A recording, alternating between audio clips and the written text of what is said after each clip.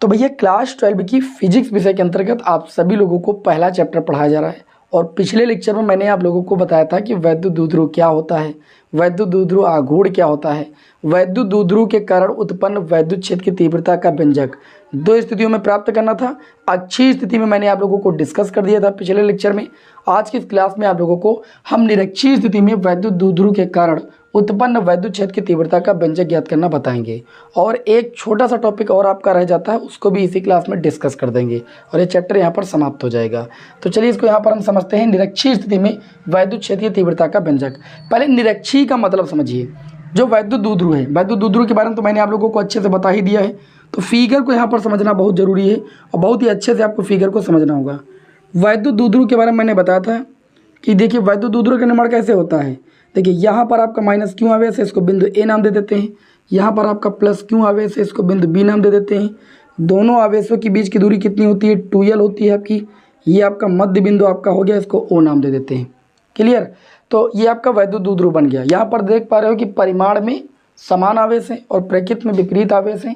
जब एक दूसरे से अल्प दूरी पर रखे जाते हैं तो वे एक द्विध्रुव का निर्माण करते हैं। पिछले लेक्चर में मैंने आप लोगों को इसी वैद्युत द्विध्रुव के अक्षीय स्थिति में क्या किया था, अक्षीय स्थिति में एक बिंदु P लिया था जो कि मध्य बिंदु से r मीटर की दूरी पर था, जहां पर मैंने इन दोनों आवेशों के कारण परिणामी तीव्रता का व्यंजक ज्ञात किया था। आज की इस क्लास में हम निरक्षीय स्थिति में, निरक्षीय का मतलब होता है लंबवत स्थिति में, समझ पा रहे हो ना। तो यहाँ पर ये हमने वैद्युत द्विध्रुव बना दिया है, ठीक। और इसकी लंबवत दिशा में ऐसे एक पॉइंट ले लेंगे यहाँ पर लंबवत दिशा में, और दूरी वही रहेगी जो उसमें जैसे मैंने मानी थी स्मॉल r मीटर की दूरी थी। मध्य बिंदु O से स्मॉल r मीटर की दूरी पर अक्षीय स्थिति में माना था। अब हम निरक्षीय स्थिति में मान लेते हैं। क्या है भाई, आपका एक बिंदु P है। निरक्षीय स्थिति में क्या है, आपका एक बिंदु P है। ये आपका एक बिंदु P है जहाँ पर हमें क्या करना है, इन दोनों आवेशों के कारण जो परिणामी तीव्रता का व्यंजक होगा वो ज्ञात करना है। तो सबसे पहले हम क्या करेंगे, प्लस क्यू आवेश के कारण P पर तीव्रता निकालेंगे। तो सभी लोगों को पता है, अगर हमको प्लस क्यू आवेश के कारण बिंदु P पर तीव्रता चाहिए तो हमने बिंदु आवेश के कारण वैद्युत क्षेत्र की तीव्रता का व्यंजक ज्ञात करना बताया है। जिस आवेश से और जिस बिंदु पर आपको तीव्रता ज्ञात करनी होती है, सबसे पहले उसके बीच की दूरी आवश्यक होती है, आपको पता होना बहुत जरूरी है। तो जैसे ये दूरी हमने बताई आपको स्मॉल r है, ये दूरी मैंने आपको बताई कि ये l है। तो सभी लोग जानते हो एक समकोण त्रिभुज में पाइथागोरस प्रमेय क्या कहती है, ये देखिए कर्ण का ही तो कार्य करेगी। कर्ण बराबर होता है अंडर रूट लंब का स्क्वायर मतलब r स्क्वायर और प्लस क्या होता है l स्क्वायर, ठीक है। कक्षा 10 में आप सभी लोगों ने पढ़ा है। कर्ण बराबर होता है अंडर रूट लंब स्क्वायर, लंब का मान r है, प्लस आधार स्क्वायर, आधार का मान l है। तो इस तरीके से ये वाली डिस्टेंस पता चल गई, ठीक है। इसी तरीके से माइनस क्यू आवेश के कारण जब बिंदु P पर तीव्रता निकालेंगे तो ये वाली डिस्टेंस भी आपकी इतनी ही आएगी, under root r square plus l square, क्योंकि ये दूरी आपकी r है, ये दूरी आपकी l है। तो बात वही पड़ेगी। बताइए यहाँ तक आपको कोई दिक्कत? कोई दिक्कत नहीं। लेकिन भैया जब आप प्लस क्यू आवेश के कारण P पर तीव्रता निकालेंगे तो मैंने आप लोगों को बताया कि जो वैद्युत क्षेत्र की तीव्रता की दिशा होती है वो आपकी प्लस से माइनस आवेश की ओर होती है। तो अगर ये पहले से ही प्लस क्यू आवेश है तो जब प्लस क्यू आवेश के कारण बिंदु P पर तीव्रता निकालेंगे तो इसकी डायरेक्शन कुछ ऐसे होगी और इस तीव्रता को हम नाम दे देते हैं E1। हम मान लेते हैं कि प्लस क्यू आवेश के कारण जो बिंदु P पर तीव्रता आ रही है वो E1 आ रही है। क्लियर हुई इतनी बात, ठीक है। अब E1 देखिए निकाल लेते हैं, लिखेंगे प्लस क्यू आवेश के कारण, प्लस क्यू आवेश के कारण कहाँ पर निकालेंगे, प्लस क्यू आवेश के कारण बिंदु P पर, बिंदु P पर क्या भाई, वैद्युत क्षेत्र की तीव्रता, ठीक। दोनों आवेशों के कारण निकालना है, फिर परिणामी निकालना है, बस इतना ही काम करना है। बिंदु P पर वैद्युत क्षेत्र की तीव्रता, वैद्युत क्षेत्र की तीव्रता, वैद्युत क्षेत्र की तीव्रता कितनी हो जाएगी, प्लस क्यू आवेश के कारण तीव्रता हम मान लेते हैं E1। तो E1 बराबर, मैंने बिंदु आवेश के कारण वैद्युत क्षेत्र की तीव्रता आपको बताई है, 1/4 पाई एप्सिलॉन नॉट K। अगर माध्यम का परावैद्युतांक K मानेंगे ये जो वैद्युत द्विध्रुव है ये एक ऐसे माध्यम में स्थित है जिसका परावैद्युतांक क्या है भाई, K। तो यहाँ पर हम क्या रखेंगे भाई, K। और अगर निर्वात तथा वायु के लिए करेंगे तो K का मान 1 रख देंगे, ठीक। बाकी क्या होता है आवेश, आवेश कितना है आपका Q, और Q आवेश से उस बिंदु के बीच की दूरी जहाँ पर हमें तीव्रता निकालना है, तो वो डिस्टेंस कितनी है, तो आप कहेंगे under root r square plus l square. यहाँ पर होता है दूरी का स्क्वायर तो स्क्वायर कर देंगे, अंडर रूट आपका हट जाएगा। या हम इसको ऐसे भी लिख सकते हैं, E1 बराबर आपका आ जाएगा 1/4 पाई एप्सिलॉन नॉट K, और Q अपान में अंडर रूट का स्क्वायर करेंगे तो r square plus l square हो जाएगा। मानते हैं आप सभी लोग बात? मानते हैं भाई। इसको समीकरण मान लेंगे। अब इसी तरीके से हम माइनस क्यू आवेश के कारण पी पर वैद्युत क्षेत्र की तीव्रता निकालेंगे। तो इसी प्रकार लिख लीजिएगा, हम ज़्यादा लैंग्वेज नहीं लिख सकते हैं क्योंकि हमारे पास जगह यहाँ पर कम है। इसी प्रकार माइनस क्यू आवेश के कारण बिंदु पी पर तीव्रता निकालेंगे। तो ये आपकी तीव्रता आपकी E2 हो जाएगी, ये आपका हो जाएगा 1/4 पाई एप्सिलॉन नॉट के आवेश क्यू। और देखिए माइनस क्यू आवेश से पी तक की जो दूरी है वो आपकी इतनी है, स्क्वायर करेंगे तो आपका यही मान आएगा। ठीक है, √r² प्लस L² का स्क्वायर करेंगे, अंडर रूट हट जाएगा।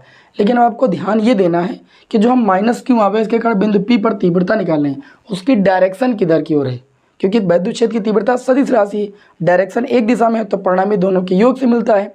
लेकिन यहाँ पर डायरेक्शन देखिएगा माइनस क्यू आवेश है, तो वैद्युत क्षेत्र की तीव्रता की दिशा प्लस से माइनस की ओर होती है। अगर ये माइनस है तो बिंदु पी पर जो तीव्रता की डायरेक्शन होगी वो आपकी इधर की होगी। हमने कहा प्लस से माइनस की ओर होती है, अब माइनस क्यू आवेश इधर है तो तीव्रता इधर की ओर तो होगी, और इस तीव्रता को हम नाम दे देते हैं E2। क्लियर हुई बात। अब अच्छा, यहाँ पर एक चीज़ देखने को मिल रही है कि जब मैंने प्लस क्यू आवेश के कारण बिंदु पी पर तीव्रता निकाली तो उसकी डायरेक्शन ऐसे है, माइनस क्यू आवेश के कारण वैद्युत क्षेत्र की तीव्रता निकाली तो इसकी डायरेक्शन ऐसे है। दो अगर तीव्रताएं अलग अलग डायरेक्शन में होती हैं तो हम क्या करते हैं, इसे क्षैतिज और ऊर्ध्वाधर घटकों में वियोजित करते हैं। तो चलिए यहाँ पर इसको वियोजित कर लेते हैं। देखिए ये आपका हो जाएगा ऊर्ध्वाधर घटक, इसको थोड़ा सा सही कर लेते हैं भाई। ये आपका बिंदु पी है, इसको हमने क्या कर लिया भाई, ऊर्ध्वाधर घटक, और इसको ये आपका क्षैतिज के मतलब पड़ा हुआ घटक। देखिए दोनों तीव्रताओं की डायरेक्शन इधर मतलब जो है एक दूसरे के विपरीत होने की वजह से, ठीक अलग अलग दिशाओं में होने की वजह से हम क्या करते हैं, इनको क्षैतिज मतलब पड़ी हुई रेखा और ऊर्ध्वाधर खड़ी हुई रेखा में क्या कर लेते हैं, वियोजित कर लेते हैं। ठीक है, अब चलिए यहाँ पर इस फिगर को थोड़ा इधर बना देंगे जिससे आप सभी लोग समझ पाएँ। ठीक है, ये फिगर पूरा नीचे तक हम बना रहे हैं। अब यहाँ पर ध्यान दीजिएगा, ये आपका कैसा घटक है, तो आप कहेंगे समांतर घटक। तीव्रता E1 की डायरेक्शन ऐसे है, ये E1 हो गया, और E2 की डायरेक्शन ऐसे, ये आपका E2 हो गया। ये आपका हो गया इसका समांतर घटक, ये आपका हो गया ऊर्ध्वाधर घटक। ऊर्ध्वाधर घटक नीचे की ओर भी होगा, ये चीज़ ध्यान दीजिएगा। अब यहाँ पर आपको करना क्या है, ये आपकी E1 तीव्रता हो गई। ठीक है, इस कोण को हम मान लेंगे कितना भैया, थीटा, और इस रेखा को इससे ऐसे मिला देंगे। अगर ये कोण थीटा है तो ये वाला कोण भी कितना होगा, थीटा, क्योंकि ये रेखा इस रेखा के समांतर खींची गई है, और जब दो समांतर रेखा को तिर्यक रेखा काटती है तो ये वाले कोण क्या होते हैं, एकांतर कोण होते हैं, आपस में बराबर होते हैं। अब आप लोगों ने समकोण त्रिभुज में पढ़ा है, अगर आपको ये वाली लंबाई चाहिए, ऊर्ध्वाधर घटक चाहिए, तो आप लगाएंगे साइन थीटा। साइन थीटा बराबर क्या होता है, लंब बटे कर्ण। थीटा के सामने भुजा सदैव लंब होती है, तो लंब ये वाली भुजा होगी कि नहीं होगी, और यही हमें ज्ञात करना है। अगर कर्ण की बात करें तो यहाँ पर कोण बनेगा 90 डिग्री, इसके सामने भुजा कर्ण ये हो जाएगी, जिसका मान कितना है, तो आप कहेंगे E1 है। इसका मान कितना है, E1। तो जब यहाँ से लंब निकालेंगे तो आ जाएगा E1 साइन थीटा। कहने का सीधा मीन्स ये है कि जो ऊर्ध्वाधर घटक निकालेंगे वो आपका आ जाएगा E1 साइन थीटा। बात समझ में आई कि नहीं समझ में आई। इसी तरीके से जब हम इस लाइन को इस लाइन से ऐसे मिला देंगे, अर्थात इसके समांतर ये रेखा खींचेंगे, और यहाँ पर अगर हम समांतर घटक ज्ञात करेंगे तो हम लगाएंगे कॉस थीटा। ठीक, तथा करके यहाँ पर लिख के आपको बता दे रहे हैं, कॉस थीटा लगाएंगे। कॉस थीटा देखिए, जब भी क्षैतिज घटक ज्ञात करना होता है तो कॉस थीटा लगाते हैं, ऊर्ध्वाधर घटक ज्ञात करना होता है तो साइन थीटा लगाते हैं। तो कॉस थीटा बराबर क्या होता है, तो आप कहेंगे आधार बटे कर्ण होता है कि नहीं होता है। तो थीटा के सामने भुजा ये तो लंब हो जाएगी, आधार ये वाली आपकी हो जाएगी, इसी को हमें निकालना है। ये आपका क्षैतिज घटक है। और कर्ण की बात करें तो ये 90 डिग्री कोण हो जाएगा, इसके सामने भुजा ये कर्ण हो जाएगी। कर्ण का मान कितना, तो आप कहेंगे E1। तो आधार आपका आ जाएगा E1 कॉस थीटा। कितना आ जाएगा, E1 कॉस थीटा। अर्थात जो ये क्षैतिज घटक आ जाएगा ये आपका आ जाएगा E1 कॉस थीटा। तीव्रता E1 के कारण जो क्षैतिज घटक आया वो आपका E1 कॉस थीटा आया, ऊर्ध्वाधर घटक आपका E1 साइन थीटा आया। अब इसी तरीके से जब हम E2 तीव्रता के कारण क्षैतिज घटक निकालेंगे, क्योंकि E2 तीव्रता के लिए भी ये क्षैतिज घटक है, तो कितना आ जाएगा, इसी तरीके से हम निकाल लेंगे। अब आपको लिख के नहीं बताएंगे। जैसे ये वाला ऊर्ध्वाधर घटक, ये वाली तीव्रता E1 थी तो E1 cos theta sine theta आया, उसी तरीके से नीचे वाला E2 तीव्रता के कारण जो ऊर्ध्वाधर घटक होगा वो आपका E2 साइन थीटा हो जाएगा, और E2 तीव्रता के कारण जो इसका क्षैतिज घटक होगा वो आपका हो जाएगा E2 कॉस थीटा। निकाल के आप देख लीजिएगा। बात समझ में कि नहीं समझ में। अब आपको ये यहाँ पर ये ध्यान देना है कि जो तीव्रता E1 और E2 है, प्लस क्यू आवेश के कारण और माइनस क्यू आवेश के कारण जो मैंने तीव्रता E1 और E2 निकाली है, ये आप देख सकते हो कि परिमाण में बराबर हैं, अर्थात E1 का मान और E2 का मान सेम है। तो जब यहाँ पर हम देखेंगे इनके ऊर्ध्वाधर घटक, तो इनके ऊर्ध्वाधर घटक देख सकते हो कि E1 sin थीटा, यहाँ पर E2 sin theta, E1 E2 आपस में बराबर हैं, तो ये दोनों वैल्यू क्या हो जाएंगी, आपस में बराबर हो जाएंगी। लेकिन बात यहाँ पर यह है कि तीव्रता होती है एक सदिश राशि, इसकी डायरेक्शन ऊपर की ओर है और इसकी डायरेक्शन नीचे की ओर है। तो जो ऊर्ध्वाधर घटक हैं आप क्या लिखोगे, ऊर्ध्वाधर घटक जो है परिमाण में बराबर हो गए, क्योंकि E1 E2 बराबर हैं, ठीक है, परिमाण में बराबर हैं और दिशा में विपरीत हैं। इस वजह से जब इनका परिणामी निकालेंगे तो क्या हो जाएगा, शून्य मिल जाएगा, अर्थात ये एक दूसरे को क्या कर देंगे, निरस्त कर देंगे। तो यहाँ पर आप लिखोगे चूंकि E1 व E2 परिमाण में बराबर हैं, क्या है, परिमाण में बराबर हैं, ठीक है, परिमाण में बराबर हैं, ठीक। उसके बाद आप लिख सकते हो कि यहाँ पर जो ऊर्ध्वाधर घटक है E1 sin थीटा और E2 sin थीटा, ठीक है, लिखेंगे ऊर्ध्वाधर घटक E1 sin थीटा व E2 sin थीटा परिमाण में बराबर और दिशा में विपरीत होने के कारण, परिमाण में बराबर तथा दिशा में विपरीत होने के कारण, दिशा में विपरीत होने के कारण, दिशा में विपरीत होने के कारण एक दूसरे को क्या कर देंगे भैया, निरस्त कर देंगे, अर्थात इन दोनों का परिणामी निकालेंगे तो जीरो आएगा, कारण एक दूसरे को निरस्त कर देते हैं, एक दूसरे को निरस्त कर देते हैं। लेकिन जो आपने समांतर घटक निकाले हैं देख सकते हो, E1 sin थीटा भी इसी डायरेक्शन में है और E2 sin थीटा, E2 तीव्रता के कारण जो क्षैतिज घटक निकला वो भी इसी डायरेक्शन में है। तो ये जो क्षैतिज घटक हैं ये दोनों एक ही डायरेक्शन में होने के कारण क्या हो जाएंगे भाई, जुड़ जाएंगे, तथा क्षैतिज घटक लिखेंगे, तथा क्षैतिज घटक, ये लैंग्वेज आपको लिखना अनिवार्य है, क्षैतिज घटक एक ही दिशा में होने के कारण, एक ही दिशा में होने के कारण आपस में जुड़ जाते हैं। हम यहाँ पर लिख देते हैं शॉर्ट में, जुड़ जाते हैं, क्या होते हैं भाई, जुड़ जाते हैं। इतनी आपको हिंदी लैंग्वेज लिखनी पड़ेगी, ठीक है, इस हिंदी लैंग्वेज को आप टाल नहीं सकते। अब हम करेंगे क्या, जब ये वाले घटक जुड़ जाएंगे तो जो परिणामी तीव्रता होगी वो इन घटकों के जुड़ने से ही तो प्राप्त होगी। तो लिखेंगे अतः परिणामी तीव्रता, अतः परिणामी तीव्रता। जब आप क्लास को देख रहे होंगे लगातार तो आपको सब चीज़ें समझ में आएंगी, इधर उधर दिमाग नहीं लगाइएगा। परिणामी तीव्रता इसको रब कर देते हैं, इसका आप स्क्रीनशॉट ले लीजिएगा क्योंकि हमारे पास जगह अब नहीं है पर्याप्त। ये सब बता दिए कैसे आया। तो जब परिणामी तीव्रता हो जाएगी E, वो E1 cos थीटा और E2 cos थीटा के योग से प्राप्त होगी, क्योंकि ये दोनों समांतर घटक थे और एक ही दिशा में थे। ऊर्ध्वाधर घटक तो भैया कैंसिल हो गए आपके। अच्छा, E बराबर cos थीटा कॉमन ले सकते हो। E1 की वैल्यू कितनी आई है, E1 की वैल्यू भी सेम है, E2 की वैल्यू भी सेम है। जब E1 E2 को जोड़ोगे तो चूंकि देखिए दोनों चीज़ें सेम है तो 2 गुणे एक बार इसको आप लिख सकते हो 1/4 पाई एप्सिलॉन नॉट क्यों अपान में R square plus L square into में कितना हो जाएगा cos थीटा। cos थीटा दोनों में कॉमन हो गया। मेरी बात को समझ में आई। हम E1 cos थीटा और E2 cos थीटा में cos थीटा ले लिए मान लीजिए कॉमन, ठीक है। अब E1 और E2 सेम है तो है भैया, E1 E2 का मान देखो सेम है कि नहीं। जब आप जैसे x और x सेम है जोड़ोगे तो 2 टाइम x हो जाएगा कि नहीं, मतलब 2x हो जाएगा कि नहीं। उसी तरीके से इसको जब जोड़ोगे तो 2 गुणे एक बार इसको लिख सकते हैं कि नहीं लिख सकते हैं, वही मैंने यहाँ पर किया है, ठीक है। समय को भी बचाने के लिए और आपको समझ में भी आ जाए 1/4 पाई एप्सिलॉन नॉट k से लिख सकते हैं। 2 और क्यों का गुणा कर सकते हैं तो 2 क्यों हो जाएगा, बटे में हो जाएगा R square plus L square. आई बात समझ में। इंटू में कितना है cos थीटा। अब cos थीटा की वैल्यू कहाँ से निकालेंगे, देखिए हमने इस वाले एंगल को यहाँ पर थीटा माना था तो देखिए ये रेखा क्या है भैया, समांतर है तो है किसके, इस वैद्युत द्विध्रुव की अक्ष के समांतर ये रेखा है और ये तिर्यक रेखा है। तो अगर इस कोण को थीटा माना तो ये वाला कोण भी तो थीटा होगा क्योंकि ये एक अंतर कोण है। अब जब ये थीटा कोण होगा तो इस थीटा कोण के अकॉर्डिंग cos थीटा की वैल्यू यहाँ से हम निकाल सकते हैं, ठीक। तो ध्यान दीजिएगा कितनी आ जाएगी, देखिए ये आपका हो जाएगा E बराबर, आपको दिखाई पड़ रहा है, नहीं दिखाई पड़ेगा तो हम स्क्रीन इधर बढ़ा देंगे, ठीक है, दिखाई पड़ना चाहिए आपको। E बराबर आपका हो जाएगा 1/4 पाई एप्सिलॉन नॉट k, 2 क्यों हो जाएगा और बटे में कितना हो जाएगा R square plus L square. इतना मैंने लिख दिया। अब कॉस थीटा की वैल्यू निकालेंगे। कॉस थीटा बराबर कितना होता है, तो आप कहेंगे आधार बटे कड़ होता है। तो थीटा के अकॉर्डिंग ये लंब होगा, आधार एल होगा और कड़ ये हो जाएगा। तो ये आपका हो जाएगा आधार एल बटे में कड़ हो जाएगा under root R square plus L square. बात समझ में आ गई, मैंने कॉस थीटा की वैल्यू रख दी। अब ये आपका हो जाएगा ई बराबर 1/4 पाई एप्सिलॉन नॉट के हो जाएगा 2QL। इतने के स्थान पर हम लिख सकते हैं भैया P, क्योंकि हमने वैद्युत द्विध्रुव आघूर्ण के बारे में बताया है कि वैद्युत द्विध्रुव आघूर्ण P बराबर होता है 2Q इंटू में L। एक आवेश और दोनों आवेशों के बीच की दूरी के गुणनफल को वैद्युत द्विध्रुव आघूर्ण कहते हैं।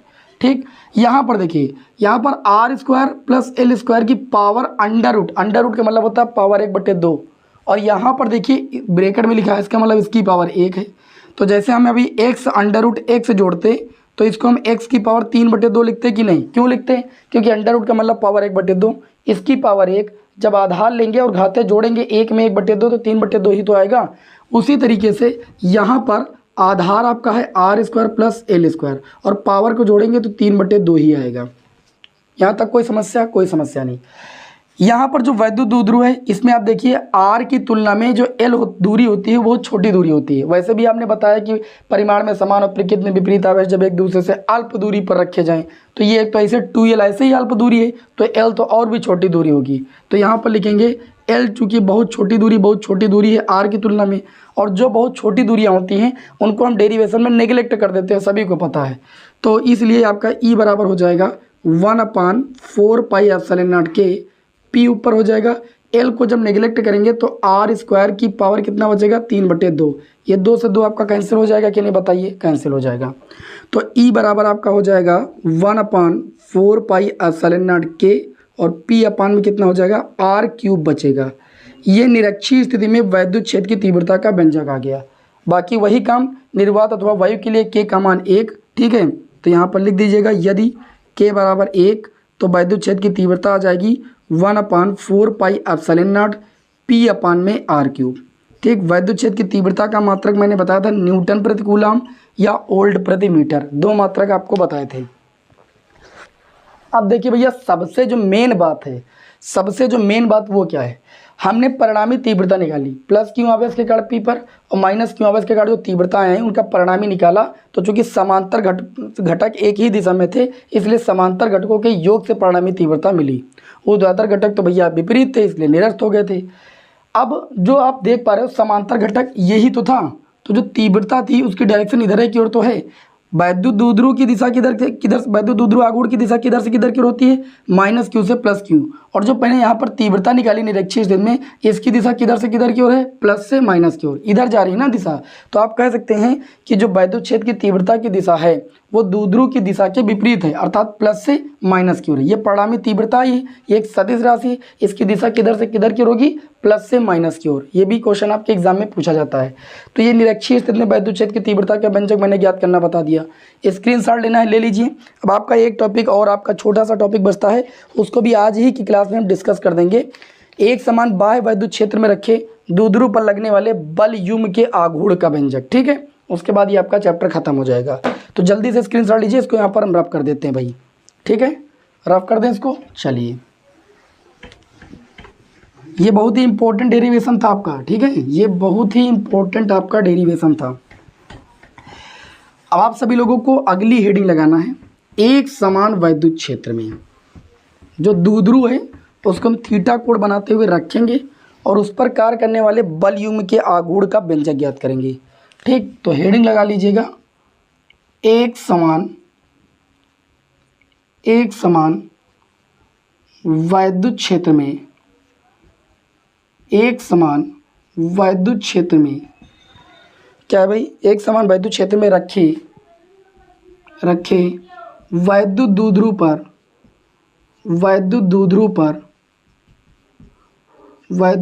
पर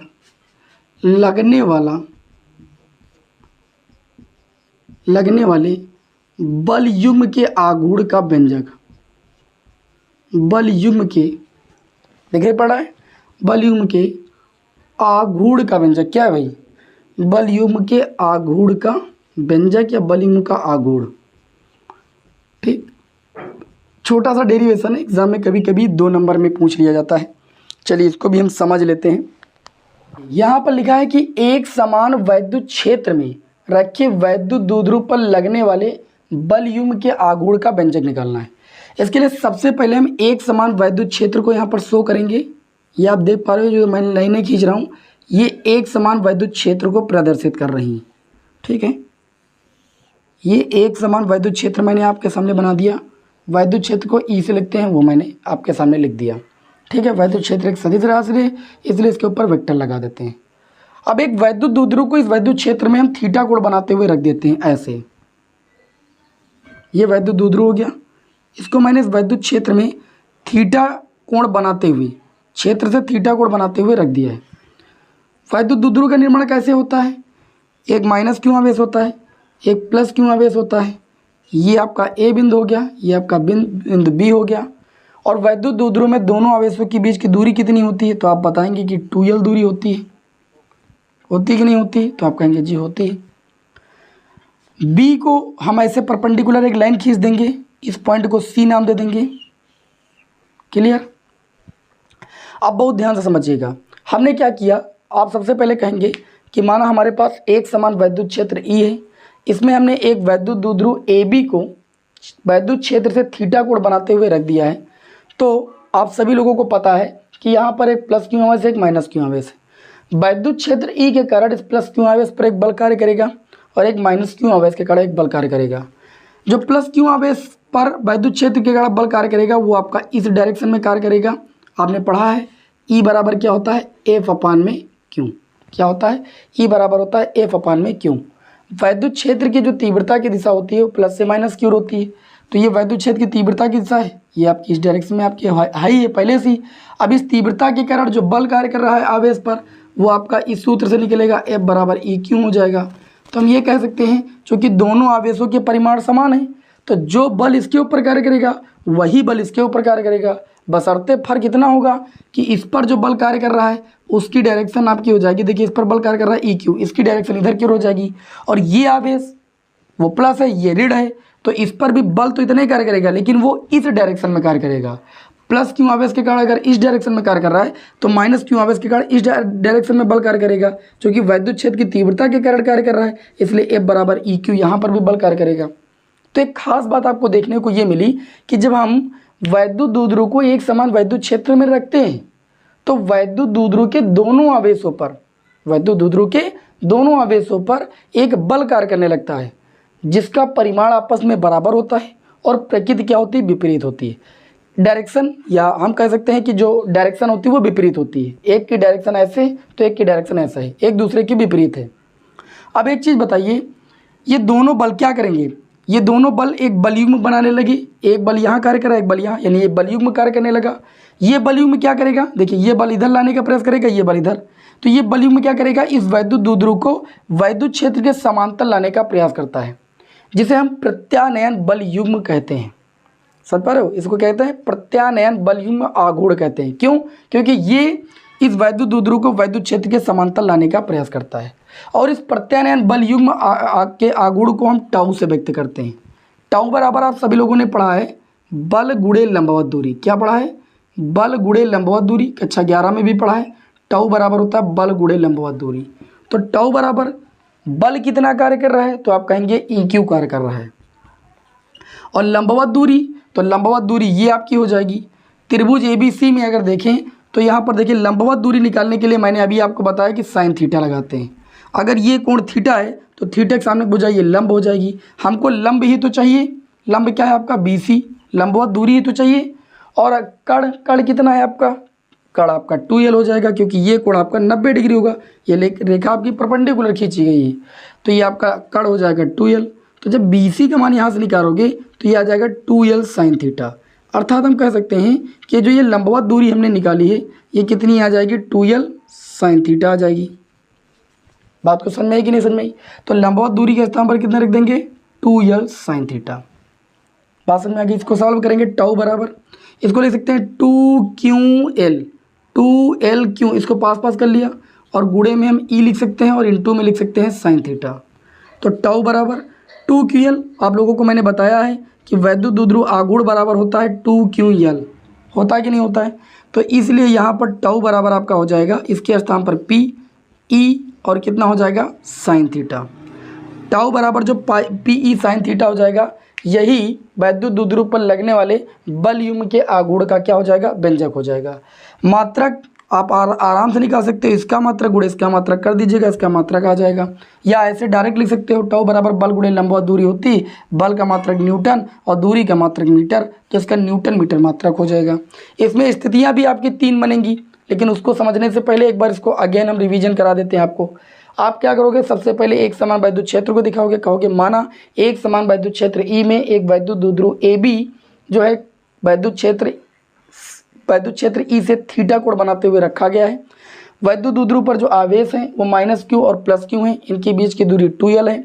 वैद्युत क्षेत्र ई के कारण दोनों आवेशों पर जो बल कार्य कर रहा है परिमाण में बराबर है और दिशा में विपरीत होने की वजह से क्या करते हैं, ये एक दूसरे पर बल लगाते हैं और एक बल युग्म बनाते हैं। और ये बल युग्म क्या करता है, इस वैद्युत द्विध्रुव को इस क्षेत्र के समांतर लाने का प्रयास करता है, जिसे प्रत्यानयन बल युग्म आघूर्ण कहते हैं, ठीक है, या प्रत्यानयन बल युग्म का आघूर्ण कहते हैं। और प्रत्यानयन बल युग्म आघूर्ण को हम टाउ से व्यक्त करते हैं। टाउ बराबर होता है बल गुणे लंबवत दूरी, आप सभी लोगों ने पढ़ा है। तो हमने बल का मान लिख दिया जो आवेश पर लग रहा था, और परपेंडिकुलर दूरी को हमने साइन थीटा बराबर लंब बटे कर्ण से निकाल लिया।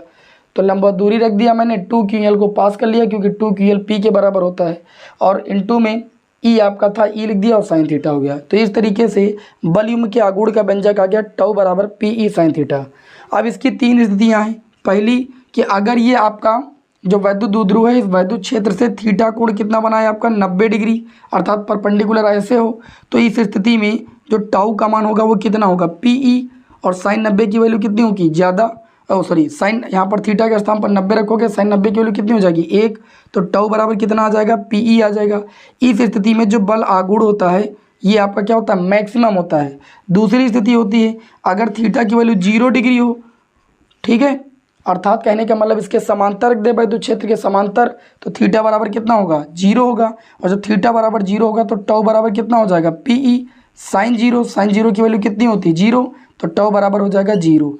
अर्थात इस स्थिति में जो बल युग्म का आघूर्ण होता है वो मिनिमम होता है। आपसे प्रश्न पूछा जाता है कि वैद्युत द्विध्रुव आघूर्ण का मान मतलब जो है कब अधिकतम होता है, किस स्थिति में होता है, अधिकतम स्थिति में ज्ञात कीजिए। न्यूमेरिकल में पूछा गया था, तो वहाँ पर आपको अगर अधिकतम बोला जाएगा टाउ मैक्स का मान अधिकतम किस स्थिति में मिलता है, तो आप कहेंगे जब थीटा कितना होता है 90 डिग्री, अर्थात जब वैद्युत द्विध्रुव को वैद्युत क्षेत्र के लंबवत रखते हैं तो जो बल युग्म आघूर्ण का मान होता है वो सबसे ज़्यादा होता है, टाउ मैक्स बराबर पी ई। बात समझ में है कि नहीं समझ में? अच्छा, ये भी है कि इस वैद्युत द्विध्रुव को हम समांतर रखें लेकिन विपरीत रख दें तो थीटा बराबर 180 हो जाएगा। जब 180 रखोगे, तीसरी भी स्थिति आप लिख सकते हो यहाँ पर, ठीक है, तीसरी स्थिति में जब थीटा आपका 180 डिग्री हो जाएगा तो भी आपका जो टाउ का मान होगा वो आपका 0 ही होगा। क्यों? क्योंकि साइन 180 की वैल्यू 0 होती है।